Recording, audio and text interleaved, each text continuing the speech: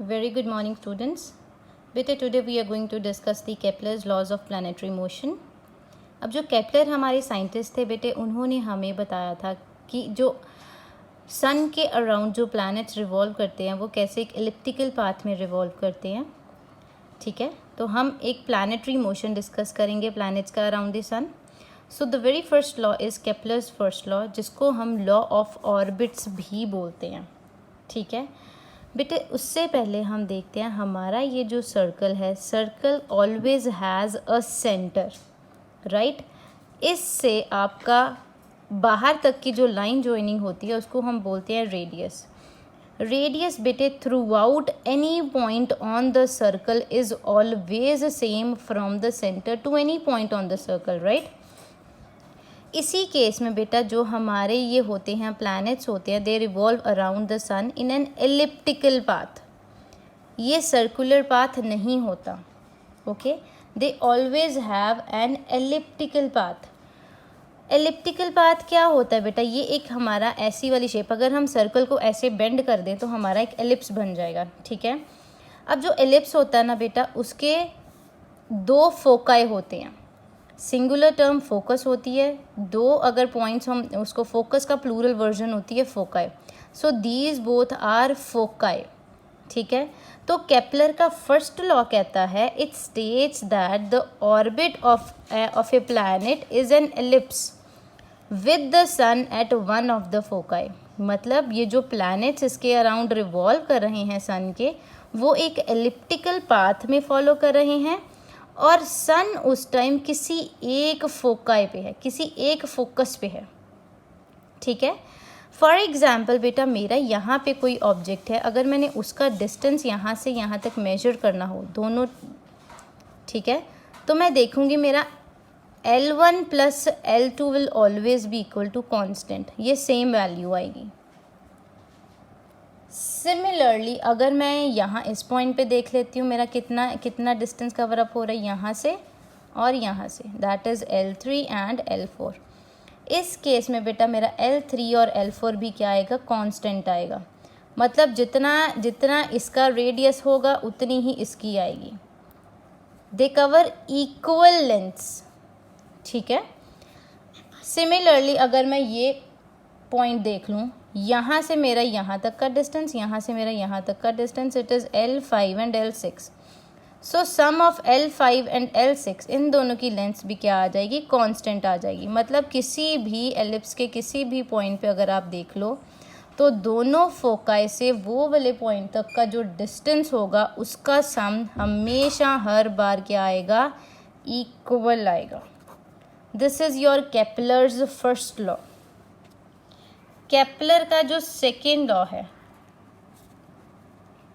Kepler's second law, it is also known as law of equal areas. बेटे ये वाला जो लॉ है ये हमें क्या कहता है? फॉर एग्ज़ाम्पल ये मैं फिर से दो फोकाई ले रही हूँ. यहाँ पे सन किसी एक पॉइंट पे, फॉर एग्ज़ाम्पल यहाँ पे है, एंड फॉर एग्ज़ाम्पल कुछ 30 डेज़ का गैप मैं ले रही हूँ. मेरा जो प्लैनेट है यहाँ पे है, आफ्टर 30 डेज़ वो यहाँ पे आ जाता है. ठीक है, तो ये वाला एरिया उसने कवर अप करा 30 डेज़ के टाइम में. उसके बाद नेक्स्ट 30 डेज़ में वो कितना डिस्टेंस कवर अप करेगा? फॉर एग्ज़ाम्पल वो यहाँ तक आ गया. सो लेट अस अज्यूम इस बार उसने ये वाला एरिया कवर अप किया. सो केपलर का बेटे जो सेकेंड लॉ है ना, वो कहता है the line joining the planet and the sun sweeps equal areas in equal intervals of time. मतलब अगर मेरा 30 दिन में 30 डेज़ में मेरा प्लैनेट यहाँ से यहाँ तक उसने इतना एरिया कवर किया, सो नेक्स्ट 30 डेज़ में भी वो उतना ही एरिया कवर अप करेगा जितना उसने पहले 30 डेज़ में कवर अप किया है. Okay, so the line joining the planet and the sun, ये प्लैनेट ये हमारा प्लैनेट है और ये हमारा सन है, इन दोनों के बीच में जो लाइन होएगी, जो लाइन ज्वाइन कर रही है, अगर पहला मैं टाइम इंटरवल देखूँ 30 डेज का, उसमें जितना एरिया कवर अप हुआ है सेम एरिया कवर अप होगा नेक्स्ट 30 डेज में. So the line joining the planet and the sun sweeps equal areas in equal intervals of time. This is my Kepler's second law. अब बेटे Kepler's का जो third law है उसको हम बोल देते हैं लॉ ऑफ पीरियड्स. सो बेटा ये 5 मार्क्स का क्वेश्चन भी आ सकता है. You have to state all the Kepler's laws, या 3 मार्क्स का कोई एक पर्टिकुलर आपको पूछा जा सकता है. We can either ask law of equal areas, state the law of periods, या state the law of orbits, या state Kepler's first law, second law and third law. Anything can be asked. So बेटे Kepler का जो third law है ये हमारी होती है major axis and this one is your minor axis. Okay. अब बेटे जो हमारा एक प्लैनेट अर्थ है, फॉर एग्जांपल एक प्लैनेट अर्थ को कितने डेज लगते हैं? 365 डेज लगते हैं एंड 6 आवर्स लगते हैं पूरी एक रेवोल्यूशन कंप्लीट करने में, राइट? सो केपलर का जो थर्ड लॉ है वो कहता है cube of mean distance of a planet from the sun is proportional to square of its orbital period. Orbital period is t.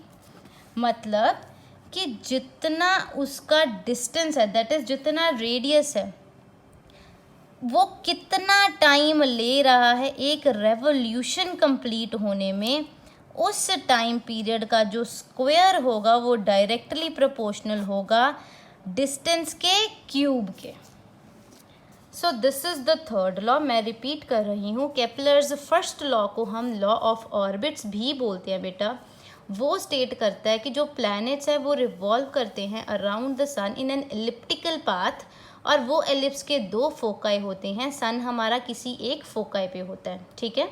और अगर हम किसी भी पॉइंट पे अगर हम चेकआउट करें हमारा डिस्टेंस कितना है फ्रॉम बोथ द फोकाई, तो हम क्या करेंगे, दोनों फोकाई से डिस्टेंस को ऐड करेंगे. वो हर केस में बेटा क्या आएगा, सेम आएगा, चाहे आप कहीं पे भी अपना पॉइंट ले लो एलिप्स पे. केपलर्स का सेकेंड लॉ, जिसको हम लॉ ऑफ इक्वल एरियाज भी बोलते हैं बेटा, वो कहता है इक्वल एरिया कवर हो रहा है इक्वल टाइम इंटरवल में. फॉर एग्जांपल हमने यहाँ पे देखा है 30 डेज में कितना एरिया स्वीप आउट हुआ है, इतना. नेक्स्ट 30 डेज में इतना. मतलब सेम एरिया कवर अप हो रहा है सेम टाइम में. Okay.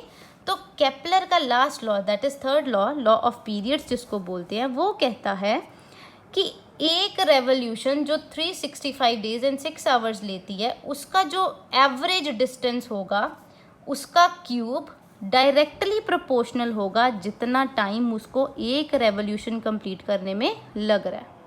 So these are the Kepler's 3 laws of planetary motion. I hope the concept is clear, bete. In case you still have any doubts, please do let me know. Thank you so much.